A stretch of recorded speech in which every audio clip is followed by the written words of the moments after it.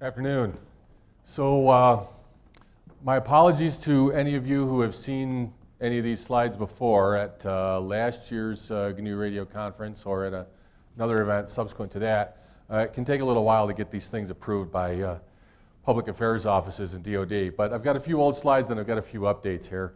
So first, the usual caveat that this is just my opinion, and the fact that the government supported me in doing some of this work doesn't mean that they agree. I want to talk about a couple of problems of interest to the Mil-Aero community and some test ranges that are available where those sorts of problems can be addressed, some tools that are handy for addressing them, and then a particularly hot topic right now, of course, is UAVs. I refuse to use the word drones. And then a couple of tips. What Ben actually asked me to talk about was how we have been successful in the Mil-Aerospace with GNU Radio. And I feel perhaps he is a little optimistic in saying that I have been successful, but we're still in the game at any rate. So most wireless applications have got Mil-Aero counterparts.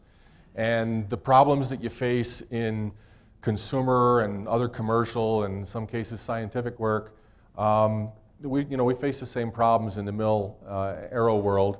We, in particular, often go places where there is no infrastructure. And so we have to bring our own and do a lot of stuff peer-to-peer and ad hoc. And also, we tend to have adversaries. And so we face not only physics as a barrier to communication, we also face jammers and things like that. So it just complicates the problem a little bit. Obviously, the world has moved to complex waveforms lately. Now, to DoD, the word waveform means something quite different from what it always meant to me. To me, a waveform is something that goes like this on an O-scope. To DoD, a waveform includes all sorts of things all the way up through the application layer. A couple of waveforms of particular interest right now within DoD, as well as the rest of the world, are Wi-Fi and LTE. LTE is an amazingly capable waveform, but it's also an amazingly complicated waveform. And handling it with things like GNU Radio is a challenge because it's constantly adapting what it does.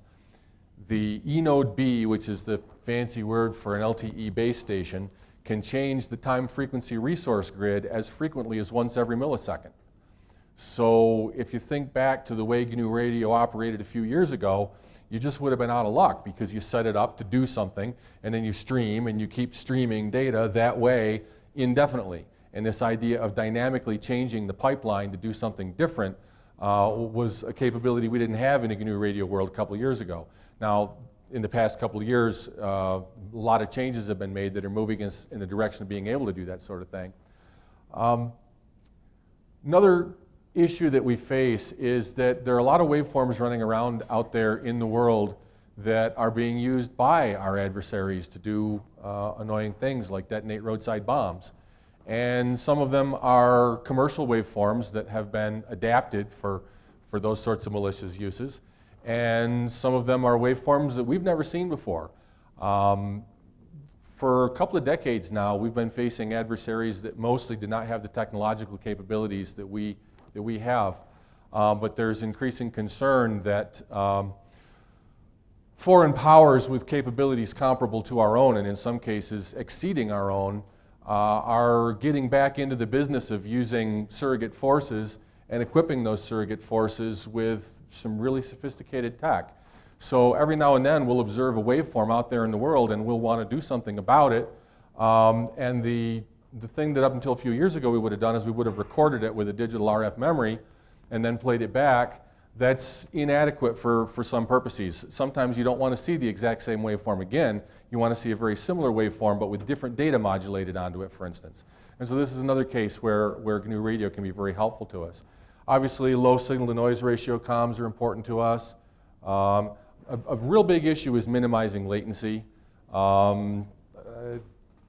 It's very important that when you're dealing with what's sometimes called a cyber-physical system, that you react in real time to what's happening in the physical universe.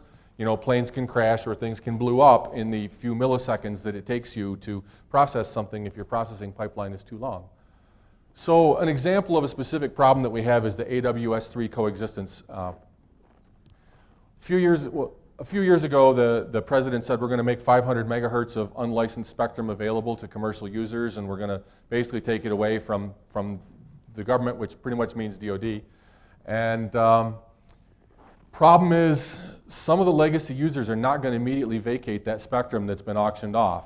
And so now we need to understand, how is LTE going to interfere with those legacy systems that need to continue to operate, like some coastal weather radars and coastal defense radars and some other things? And how is the value of the LTE spectrum to the commercial operator going to be degraded by the incumbent government users who are going to continue to operate there? We're going to get some of their auction money back if we interfere with them too much. So those are some of the frequencies that are involved. And so here's an example of the sort of thing that we can do with GNU radio to address that coexistence problem. First off, we can, if you go out and buy LTE prime equipment, it operates on licensed LTE frequencies, period, done. You cannot move it into the bands that we need to experiment in. So we can take things like Amarisoft's LTE rig, and we can move it into the spectrum that is becoming available for LTE as opposed to that which is currently licensed. And then also these incumbent emitters, some of them are decades old and there are no spares, and you can't go get one and bring it into your lab for testing. So you have to emulate the characteristics of the legacy emitter. This is a place where GNU radio comes in really handy for us. We can just say, all right, well, this radar has a duty cycle of about so many %, and it uses an LFM chirp waveform with a bandwidth of about this many megahertz, and it chirps over a period of this many microseconds or milliseconds. And we can easily emulate that in GNU radio for our coexistence testing. So what are some of the places where we examine some of these problems? There are some really big test beds that DoD has. There's a lot of disadvantages to doing DoD work, but some advantages are they have some really nice toys and some really nice test facilities. So for instance, that's the world's largest anechoic facility. I did show that one last year. That's the Benefield Anechoic Facility out at Edwards Air Force Base. That's a full-size airplane hanging in there. That's not a model. That's not a little UAV. That's a fighter plane hanging inside of this building whose interior walls are completely lined with anechoic material. That's actually where I live. I mean, I don't live in that building, but I live a couple miles from there. This is what we call our upside-down Air Force, and usually sitting on top of that tower is an upside-down airplane. We put them upside down so that between the bottom of the aircraft, which is now facing up, and ground, which could cause effects with our antenna patterns, is a few million miles, as opposed to how high we could put it if we had it right side up. Apparently, we needed to do some testing with something that wasn't an aircraft. And the reason we do this right there is we've got a couple of high hills with a valley in between, and everybody who lives there is an Amish dairy farmer. So it's a very RF quiet environment where I live, and we can do these tests without a lot of interference. We're also not going to get any complaints if we, for instance, infringe in the TV spectrum. This is another facility that we have. This is a place not far from Rome, New York, called Stockbridge, another little dairy farming community. What we've got out there is 25 concrete pads scattered around the woods and fields. Every pad has got 4 hard points for mounting antenna towers. 2 of those hard points have actually got antenna towers on them. And there's a random smattering of different antennas for different bands on those towers. Ben, let me know if I start to run short on time. I meant to set a timer, but I failed to do so. Okay, great. Anyway, if you want to do any kind of testing that involves flying a UAV, a small UAV, that's actually a runway over there, and emitting, this would be a good place to bring your stuff, because there are very few places where it's legal to emit outside of what's already approved by FCC, and most R&D involves doing things that aren't ready or approved, right? And there are also very few places where you can fly a UAV legally for other than hobby purposes. This is one of the few sites where you can legally fly and emit. So this was built expressly for the purpose of doing that sort of work. And if you want to go there, talk to me and I'll hook you up with the people who run it. Anyway, that's the end of my Air Force approved slides, and now I've got a few slides on other work that I didn't have to run through the Air Force Public Affairs Office. Okay, we spent some time looking at different tools that we could use to do our work. And unfortunately, Yeah, okay. that's the magic of OpenOffice. It's guaranteed to mangle your PowerPoints. Yeah. Well, all right. I'll just talk to it. This was intended to be a table of 5 different major alternatives for tools, software tools for doing SDR work, and some of the characteristics that we cared about. A MathWorks tool chain that end-to-end started out in MATLAB and ended up in an FPGA doing something in real time and did as much as possible with tools from the MathWorks. And we've got a couple of tool chains from National Instruments, including the traditional version of LabVIEW and the new LabVIEW Communication Systems Design Suite. Then there's a tool chain from NUTAC Corporation, which involves a little bit of MATLAB and a little bit of GNU Radio and a little bit of some other stuff. All of these end in Vivado unless you're using something other than a Xilinx FPGA. And then the last one was GNU Radio. And so one of the things we were concerned about was cross-platform support, and those are different characteristics pertaining to that. And then another thing that we cared about was FPGA and hardware support. So of the tool chains we evaluated, the only one that could synthesize from the raw mathematics fully retargetable HDL was the MathWorks toolchain. The LabVIEW toolchain will indeed synthesize HDL, but you can't see it. It synthesizes HDL that then it injects into National Instruments hardware and you can run it, but that's as far as it goes. The NUTAC toolchain does not do synthesis. It uses instead the Xilinx system designer for DSP that works with MATLAB and Simulink. And so it's not full synthesis, it's pre-generated intellectual property blocks with some parameters.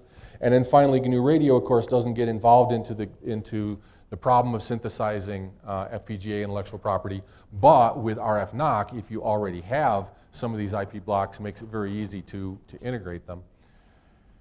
And so, okay, this one fits. So this one kind of summarizes the previous couple of charts.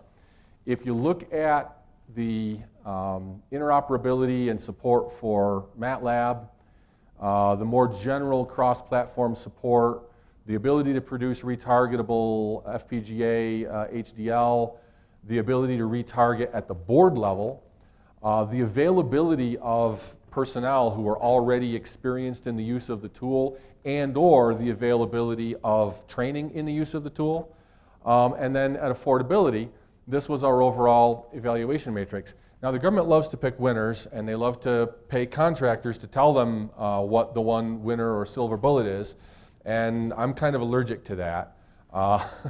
I tend to believe that engineers produce good stuff, and if you use it for the purpose that it was intended for, it'll probably be good for that purpose. And the folks over at the MathWorks and the folks at National Instruments and the folks at NUTAC and the GNU Radio community each started out with somewhat different objectives. And consequently, the recommendations that we presented to the government said, well, if you want to do general research and experimentation, then GNU Radio plus RF NOC is clearly where you want to go. On the other hand, if what you are doing requires you to actually do full HDL synthesis, starting from the math, well, then the MathWorks toolchain is probably a reasonable way to approach it. If what you're doing is hardware-software co-design for product development, and if the Xilinx system generator for DSP blocks cover all of the functionality that you need, then the NUTAC toolchain is excellent. And finally, if what you're doing is setting up a laboratory environment that includes SDRs, but it also includes oscilloscopes and spectrum analyzers and various other things, and you want to integrate the control of that environment, then LabVIEW CSDS is probably a good thing. How are we doing on time, Ben? 7 minutes. Okay, great. So here's an example of mixing and matching some of these tool chains. This is some work that was done by National Instruments and us in collaboration. We wanted to see how fast could you make 802.11 hop. So this is actually the OFDM variant, 802.11a and descendants, which spreads its spectrum in a manner other than frequency hopping, but then we're also frequency hopping the band over which it spreads its spectrum. You can envision why various people might be interested in doing such a thing. My point being that we have not committed our whole shop to we're going to do everything in GNU Radio, we're going to do everything in LabVIEW CSDS or whatever, and there's a fruitful outcome of collaboration. One of the things that we're looking to do right now is to bring up more and more of a complete 802.11 implementation. The GR IEEE 802.11 is a great start, but there's a lot more to 802.11 than what it implements. And what we want to do is demonstrate interoperability between a LabVIEW-based implementation of most of 802.11 and a GNU Radio implementation of most of 802.11. So there's a few other recommendations that we've come up with for doing work in this area. One of them is there's a lot in your lab besides just your SDR box, and to tie all that stuff together, yep, thank you. Some of us are old enough to remember the old Hewlett-Packard interface bus, and it's evolved a lot over the years through various generations. The latest generation is LXI, which is basically Skippy commands over Ethernet. It can also be binary register reads and writes over Ethernet, but that's very vendor specific. So one of the things that we're very interested in doing is developing a GR Skippy block so that your software-defined radio, consisting not just of the hardware platform, not just the USERP, but the USERP plus the controlling host PC, can be treated as an instrument and brought into a laboratory in conjunction with a variety of other gear and controlled in an integrated fashion where everything is choreographed for your test scenarios. And we think that a GR Skippy block would be a good step in that direction. Another recommendation we came up with is the use of the IEEE 1588 Precision Time Protocol. More and more we need really tight synchronization of the different pieces of gear in the laboratory, including the SDR platform, in order to conduct a particular test. So the question is, how can we fully take advantage in GNU Radio of the timing precision and accuracy that we can now get with PTP? I mean, we can get down to the nanosecond level, right?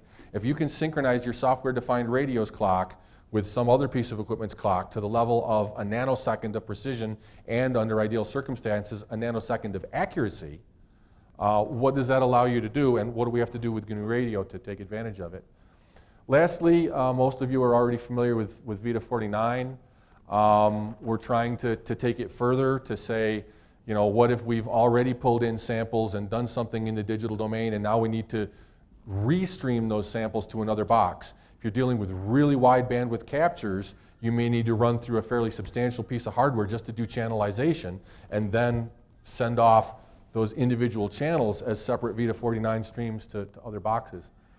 So integrating UASs, unmanned air systems, into the National Airspace System, which is basically everything above 400 feet and even below 400 feet, depending upon where you are, it's a real challenge. How do we get safe sharing of the space? The old Griffiths Air Force Base runway there in Rome, New York is one of the 6 sites that the FAA selected for doing this kind of work, and NASA's having their Unmanned Traffic Management Conference this November in Syracuse. So GNU Radio is again really handy for some of the work that's involved here. There's a data link for unmanned air systems command and control being worked on by the RTCA, and it's got some issues. So far, they're only worried about avoiding mutual interference, not guaranteeing interoperation between different vendors. They're also not doing any lower layer security. It's a lot of narrowband channels at around 5 gigahertz. The whole band fits in the conversion bandwidth of, for instance, the wider bandwidth version of the X310. GNU Radio very well suited to doing work on the C2 data link. Of course, UASs also present a threat to communications because they allow you to put wireless apertures in places where nobody anticipated you could put a wireless aperture, right? So your physical security assumptions are violated. Also, people are actually outfitting UAVs explicitly for doing this sort of work. The UASs are threats, obviously, not only to those of us who work in comms. In some cases, they are also kinetic threats. And if you want to deal with a UAS, first you got to detect it. GNU Radio can be of use there, especially if it is being remotely controlled, as most of them are today. If you determine that it does have hostile intent or is simply in a place where it cannot be allowed to be, then jamming that link may be helpful, and even though it's illegal to do so, GNU Radio can be helpful there. It's even conceivable that rather than jamming it, you could hop onto that radio link and start talking to that thing and convince it to do something other than what it's current operator wants it to do. And that would be even better than simply jamming the link. And then finally, if the thing is operating fully autonomously, which is a much more difficult problem, then we can't deal with the wireless link to the aircraft, but there's all kinds of measurements and detection mechanisms that can still be used to try to pick that thing up, localize it, figure out where it's going, et cetera. And GNU radio can be used for a lot more than comms, as you've seen in some of the other presentations. So very handy in handling some of this, what you might call measurement and scientific intelligence. So anyway, to go to what Ben asked me to talk about, success in the mil aerospace, GNU radio is really great for simply showing what can be done. It's also great for getting it done when that's what really matters. Okay, when the point is to get the job done, like recapturing that spacecraft, right? And some examples that have been helpful to me in my work recently, Kevin Reed's Shiny SDR, GR Phosphor, Bastian's 802.11 work. Maybe it's not so great for things that need to be certified. And good tools can help there. DARPA has a program in high assurance cyber military systems, cyber physical systems, if you will. And they're doing some great work in formal verification of code. Product development, it presents some issues there. The broader GR ecosystem may be helpful though. So for instance, Josh Bloom's SOAPy SDR fits very nicely into the GNU radio ecosystem, but it's not GPL'd, so it doesn't make my competitors free ride on my coattails. And obviously don't try to do everything in GNU radio. So obviously it was a completely non-technical presentation, just intended to point out some of the problems of interest in the mil aerospace, some of the places where we can work on those problems, some of the tools we can use to attack them. And I'd be happy to take whatever questions anyone might have. All right, let's thank our speaker. There we go. All right. Awesome. Let me just add one thing since the video wouldn't play. Yeah. I'll add one thing since the video wouldn't play. What I really wanted to show you was a video of and product development that we have actually done, commercial product development with GNU radio. And it was of an LTE signal, a real live over-the-air LTE signal with a tone walking through it of an interferer. And the neat thing about this is through the use of GNU radio and some of the work with like Shiny SDR, which we drew inspiration from, we were actually virtualizing a piece of test equipment. So somebody sitting in an ordinary web browser was able to get 30 frames per second or better updates of spectral displays, even though they are not physically co-located with where the test equipment is. So now you can put the sensor head where it needs to be, the signal processing where it needs to be, and the user can be wherever he is. And GNU radio was enabling him to see the spectrum and the interferer in real time with performance quite comparable to a piece of conventional all-in-one box test equipment. So, sorry I couldn't show you the video. All right, we have time for one audience question. If there's anyone that has a question for Stu. Oh, we have one all the way in the back. Sorry, we got to get your question recorded, Philip. Okay, so you listed the GPL as a disadvantage, and in my experience, you're actually wrong. If you look at the two competing open source operating systems, you're looking at FreeBSD versus Linux. And FreeBSD suffers from basically the vendors that use it do not work together with the community, they don't share, and it's basically, it fits in niches and it's not used in an open way, so you don't have collaborative development. Whereas the GPL Linux is wildly successful because competitors have been forced to collaborate. So I actually completely disagree with your bullet point there. Is there a question? So, yeah. Is there a question? So actually, I'm of mixed opinions on it myself. It's a problem for me because I have clients who want to develop products and who don't want competitors to be able to skip the whole R&D phase and just buy one copy of their product, reverse engineer it trivially if it's GPL'd, and then undercut their price and so on. And this creates a problem for me in my business. But I feel dirty every time my client tells me to find some way around the GPL because I'm a huge believer in open source. And yeah, it's been a real tricky path, and I haven't completely sorted out how we're going to get down that path. And I'd be happy to get advice from wiser heads. Stu, one more time. Thank you, Stu.